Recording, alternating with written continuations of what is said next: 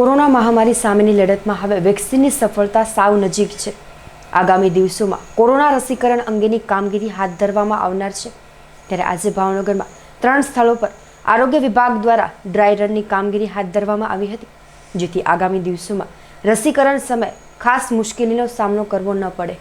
ભાવનગર મહાનગરપાલિકાના આરોગ્ય વિભાગ દ્વારા કોવિડ-19 રસીકરણના ડ્રાય રન માટે શહેરના આનંદનગર, દીપક ચોક અને સરટી હોસ્પિટલ ખાતે હેલ્થ વિભાગના અધિકારીઓ દ્વારા માર્ગદર્શન અને ડેમોન્સ્ટ્રેશન કરવામાં આવ્યું હતું।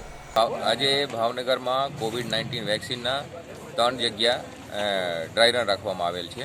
સરટી હોસ્પિટલ, યુએસસી આનંદનગર અને આઉટરીચ સેશન તરીકે સ્કૂલમાં રાખવામાં આવેલ છે।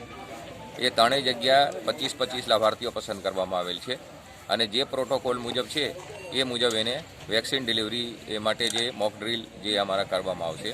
પહેલાં રજિસ્ટ્રેશન થશે, એને પછી વેક્સિનેશન રૂમમાં જશે, એને વેક્સિનેશન પ્રોવાઈડ કરવાનું કામગીરી અને એને પછી ઓબ્ઝર્વેશનમાં રાખવાના જે પ્રોટોકોલ મુજબ એને રાખવામાં આવશે અને જે પણ સૂચનાઓ હોય એ અમે આપશું। ઓર એને અમારા જે આરોગ્ય કાર્યકરો છે એને નંબર પણ આપવામાં આવશે।